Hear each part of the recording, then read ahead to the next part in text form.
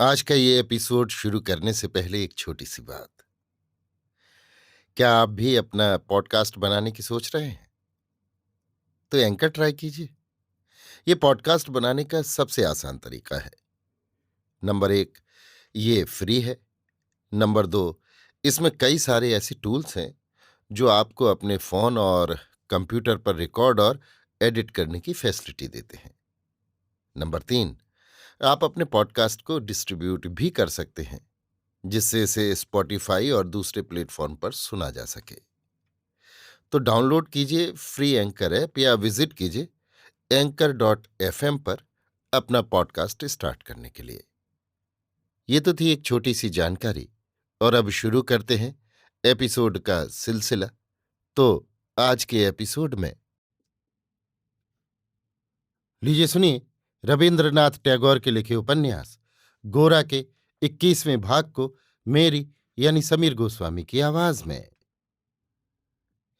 गोरा अपनी स्वाभाविक तेज चाल छोड़कर सोचता हुआ धीरे धीरे घर को चला।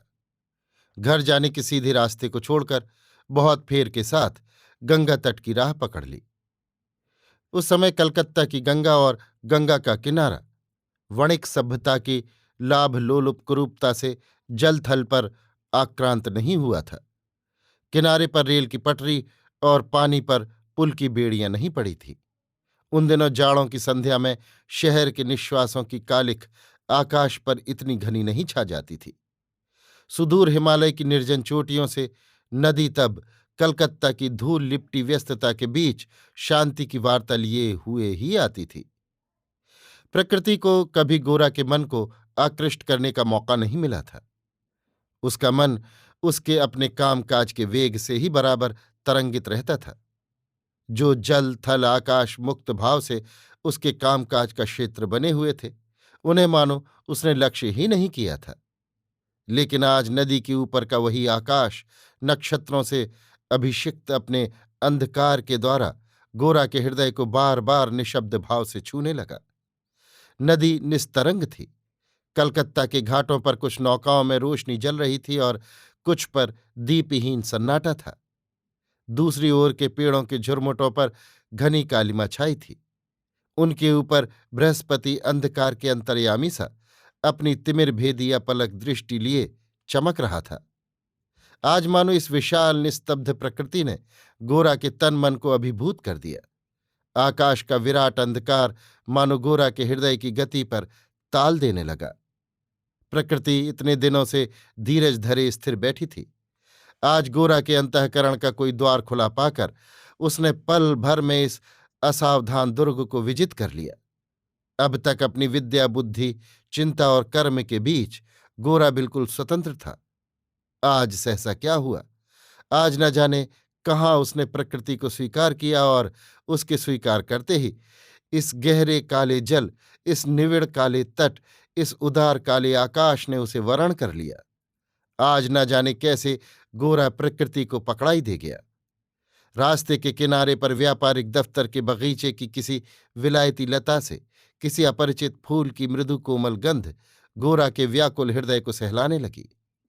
नदी ने उसे भीड़ भरे कर्म क्षेत्र से किसी अनिर्दिष्ट सुदूर की ओर इशारा कर दिया, जहां निर्जन जल के किनारे पेड़ों की मिली हुई डालों में न जाने कौन से फूल खिलते हैं, कौन सी छायाएं फैलती हैं। वहां निर्मल नीलाकाश के नीचे दिन मानो किसी की आंखों की उन्मीलित दृष्टि है और रातें मानो किसी की झुकी हुई पलकों की लज्जा जड़ित छाया। चारों ओर से माधुर्य की लहर ने आकर गोरा को जिस एक अतल अनादि शक्ति के आकर्षण में समेट लिया, उसका कोई परिचय गोरा को इससे पहले नहीं था। वो एक साथ ही वेदना और आनंद से उसके समूचे मन को एक प्रदेश से दूसरे प्रदेश की ओर ले जाने लगी। आज इस हेमंती रात में नदी के किनारे नगर के अव्यक्त कोलाहल और नक्षत्रों के स्फुट आलोक में गोरा किसी विश्वव्यापिनी अवगुंठिता मायाविनी के सम्मुख आत्मविस्मृत सा खड़ा हुआ। इस महारात्रि को उसने इतने दिन सिर झुकाकर स्वीकार नहीं किया। इसीलिए आज अकस्मात उसके शासन के जादू ने गोरा को अपनी सहस्त्र वर्ण डोर से जल थल आकाश के साथ चारों ओर से बांध लिया। गोरा अपने ऊपर स्वयं विस्मित होता हुआ नदी के सूने तट की एक सीढ़ी पर बैठ गया। वो बार बार अपने आप से पूछने लगा कि उसके जीवन में ये किस चीज का आविर्भाव हो रहा है और इसका क्या प्रयोजन है। जिस संकल्प के द्वारा उसने अपने जीवन को एक सिरे से दूसरे सिरे तक व्यवस्थित करके रखा था, उसके बीच इसका स्थान कहाँ है? ये क्या उसके विरुद्ध है? इसे क्या संग्राम करके परास्त करना होगा? ये सोचकर गोरा ने जैसे ही मुट्ठियां कसकर बांधी, वैसे ही बुद्धि से उज्ज्वल, नम्रता से कोमल दो स्निग्ध आंखों की जिज्ञासु दृष्टि उसके मन के सामने आ गई। किसी अनिंद सुंदर हाथ की उंगलियों ने स्पर्श सौभाग्य का अनास्वादित अमृत उसके ध्यान के सामने ला रखा। गोरा के सारे शरीर में पुलक की बिजली कौंध गई। अंधकार के सूनेपन में ये प्रगाढ़ अनुभूति उसके सभी प्रश्नों को, उसकी दुविधा को बिल्कुल निरस्त कर गई। अपने पूरे देह मन से वो इस नई अनुभूति का उपभोग करने लगा। इसे छोड़कर उठने की उसकी इच्छा नहीं हुई। बहुत रात बीते जब गोरा घर पहुंचा, तब आनंदमयी ने पूछा, इतनी रात कर दी बेटा? तुम्हारी व्यालू रखे रखे ठंडी हो गई। गोरा ने कहा, क्या जाने मां आज क्या ख्याल आ गया, बहुत देर से गंगा किनारे बैठा हुआ था। आनंदमयी, जान पड़ता है विनय साथ था। गोरा, नहीं तो मैं अकेला ही था। आनंदमयी मन ही मन कुछ विस्मित हुई। बिना कुछ काम के गोरा इतनी रात तक गंगा के किनारे बैठकर कुछ सोचता रहे, ऐसी घटना तो आज तक कभी नहीं हुई। चुपचाप बैठकर सोचने का तो उसका स्वभाव ही नहीं है। गोरा जिस समय अनमना सा होकर भोजन कर रहा था, उस समय आनंदमयी ने ध्यान देकर देखा, उसके चेहरे पर जैसे एक न जाने कैसे चंचल भाव की उत्तेजना है। आनंदमयी ने कुछ देर बाद धीरे से पूछा, आज शायद विनय के घर गए थे? गोरा ने कहा, नहीं, आज हम दोनों परेश बाबू के यहां गए थे। सुनकर आनंदमयी चुपके बैठकर सोचने लगी, फिर पूछा, उनके यहां सब लोगों से तुम्हारा मेलजोल हो गया? गोरा, हाँ हो गया। आनंदमयी, उनकी औरतें शायद सबके आगे निकलती हैं? गोरा, हाँ, उनके यहां इनका कोई ख्याल नहीं है। और समय होता तो इस तरह के उत्तर के साथ साथ एक तरह की उत्तेजना प्रकट होती, लेकिन आज उसका कोई लक्षण न देख पड़ा। ये देखकर आनंदमयी फिर चुपचाप बैठकर सोचने लगी। दूसरे दिन सवेरे उठकर गोरा और दिन की तरह फौरन मुंह धोकर अपने काम के लिए तैयार नहीं हुआ। वो अनमने भाव से अपने सोने के कमरे के पूर्व ओर का दरवाजा खोलकर कुछ देर तक खड़ा रहा। जिस गली में ये घर था, वो पूर्व की ओर एक बड़ी सड़क में जाकर मिली है। उसी बड़ी सड़क के पूर्व की ओर एक स्कूल है। उस स्कूल से मिली हुई जमीन में एक पुराने जामुन के पेड़ के ऊपर एक पतली सी उज्ज्वल कोहरे की चादर उड़ रही थी और उसके पीछे उन्मुख सूर्योदय की अरुण रेखा धुंधले रूप में दिखाई दे रही थी। गोरा चुपचाप बहुत देर तक उसी ओर देखता रहा। देखते देखते वो कोहरे का टुकड़ा गायब हो गया और उज्ज्वल धूप पेड़ की शाखाओं के भीतर से अनेक चमचमा रही संगीनों की तरह उन्हें फोड़कर बाहर निकल आई। देखते ही देखते कलकत्ते की सड़क आदमियों की भीड़ और शोरगुल से भर गई। इसी समय एकाएक गली के मोड़ पर अविनाश के साथ कई और छात्रों को अपने घर की ओर आते देख कर गोरा ने कहा, ना, ये सब कुछ नहीं, ये किसी तरह भी न चलेगा। ये कहकर तेजी के साथ कमरे से बाहर निकला। गोरा के घर में उसका सब दलबल आया हो और गोरा उसके बहुत पहले से ही तैयार न हो, ये आज नई बात थी। आज तक ऐसी घटना एक दिन भी नहीं होने पाई। इस साधारण त्रुटि ने गोरा के मन को एक भारी धिक्कार का धक्का दिया। उसने मन ही मन निश्चय किया कि अब वो फिर कभी परेश बाबू के घर न जाएगा और ये चेष्टा करेगा कि कुछ दिन विनय से भी भेंट न हो, जिसमें ये सब आलोचना बंद रहे। उस दिन नीचे आकर यही सलाह हुई कि गोरा अपने दल के 2-3 आदमियों के साथ ग्रैंड ट्रंक रोड होकर पैदल ही भ्रमण के लिए निकलेगा। राह में भोजन के समय किसी भले आदमी के घर का आतिथ्य ग्रहण करेगा। 7 रुपया पैसा कुछ भी न रहेगा। इस अपूर्व संकल्प को मन में धारण कर गोरा कुछ अधिक उत्साहित हो उठा। सब बंधनों को तोड़कर इस खुले रास्ते से निकल पड़ने का प्रबल आनंद उसके मन में उमड़ उठा। भीतर ही भीतर उसका मन जिस एक जंजीर से जकड़ा था, वो जंजीर बाहर होने की इस कल्पना से मानो टूटी सी जान पड़ी। ये आसक्ति भाव केवल माया है और कर्म ही सत्य है। इस बात को मन ही मन खूब मनन कर भ्रमण करने की तैयारी के लिए अपने नीचे वाले कमरे से बाहर निकला। उसी समय कृष्ण दयाल गंगा स्नान करके तांबे की कलसी में गंगा जल लिए रामनामी ओढ़े मन ही मन कुछ पाठ करते हुए घर आ रहे थे। रास्ते में उनसे गोरा की एकाएक भेंट हो गई। गोरा ने लज्जित होकर झटपट उनके दोनों पैर छूकर प्रणाम किया। वे सकचाकर ठहरो ठहरो कहकर घर की ओर बढ़े।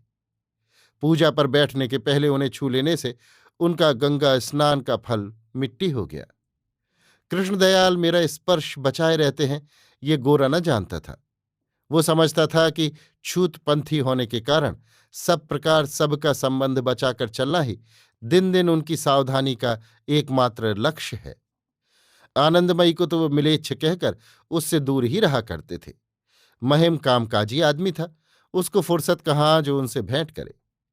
घर के सभी लोगों के बीच केवल महिम की बेटी शशिमुखी को वे अपने पास बिठाकर संस्कृत स्तोत्रों का अभ्यास कराते और उससे पूजा की सेवा टहल कराते थे। गोरा से अपने पैर छू जाने के कारण कृष्णदयाल जब घबरा कर भागे तब उनके संकोच के संबंध में गोरा को चेत हुआ और वो मन ही मन हंसा। इस प्रकार पिता के साथ गोरा का सब संबंध धीरे धीरे टूट गया था और माता के अनाचार की वो चाहे जितनी निंदा करे पर तो भी वो माँ को ही अपने जीवन की समस्त भक्ति समर्पित कर उसकी पूजा करता था। भोजन के अनंतर गोरा एक छोटी सी गठरी में कुछ कपड़े लेकर और उसे विलायती मुसाफिर की भांति पीठ पर बांधकर वो माँ के पास आया और बोला, माँ मैं कुछ दिन के लिए बाहर घूमने जाऊंगा। आनंदमयी, कहाँ जाओगे बेटा? गोरा, ये मैं ठीक ठीक नहीं कह सकता। आनंदमयी ने पूछा, क्या कोई काम है? गोरा, काम तो वैसा कुछ नहीं है, ये घूमने को जाना ही काम समझो। आनंदमयी को मन मारकर कुछ देर चुप देख गोरा ने कहा, माँ मैं हाथ जोड़कर प्रार्थना करता हूं, मुझे जाने से रोको मत। तुम तो मुझको जानती ही हो, मैं सन्यासी हो जाऊं ये तो कभी हो नहीं सकता। मैं तुमको छोड़कर अधिक दिन कहीं नहीं रह सकता। गोरा ने माँ के निकट अपना प्रेम इस तरह अपने मुंह से कभी प्रकट नहीं किया था। इसी से आज ये बात कहकर लज्जित हुआ। उस बात से पुलकित होकर आनंदमयी ने झट उसकी लज्जा दबा देने के लिए कहा, क्या विनय भी साथ जाएगा? गोरा ने व्यस्त होकर कहा, नहीं माँ, विनय न जाएगा। ये देखो, माँ के मन में चिंता होती है कि विनय के न जाने से रास्ते में मेरे गोरा की रक्षा कौन करेगा? अगर तुम विनय को मेरा रक्षक समझती हो तो ये तुम्हारी भूल है। इस दफे सुरक्षित रूप से मेरे लौट आने से तुम्हारा भ्रम दूर हो जाएगा। आनंदमयी ने पूछा, बीच बीच में खबर मिलेगी ना? गोरा, खबर न मिलेगी यही निश्चय कर लो। इसके बाद यदि खबर पाओगी तो विशेष हर्ष होगा। कुछ डर नहीं, तुम्हारे गोरा को कोई न लेगा। माँ तुम मुझे जितना चाहती हो उतना और कोई नहीं चाहता।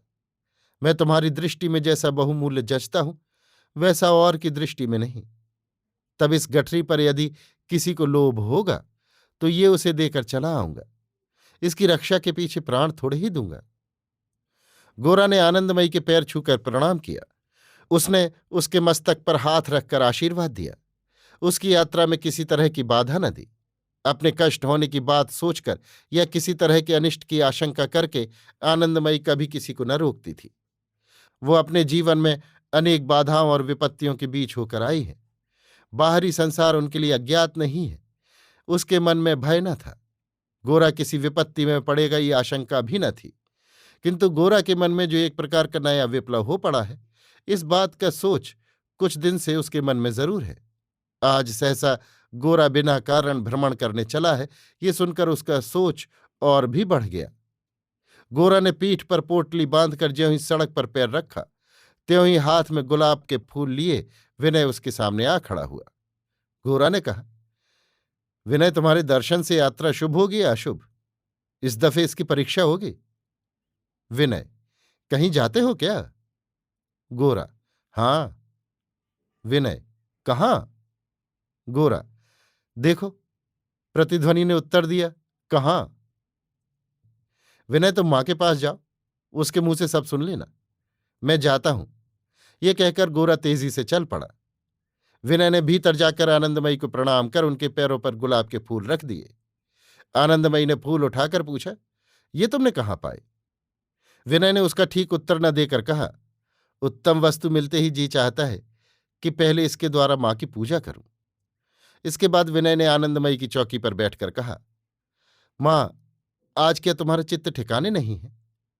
आनंदमयी, तुमको कैसे मालूम हुआ? विनय, आज तुम मुझे पान देना भूल गई हो।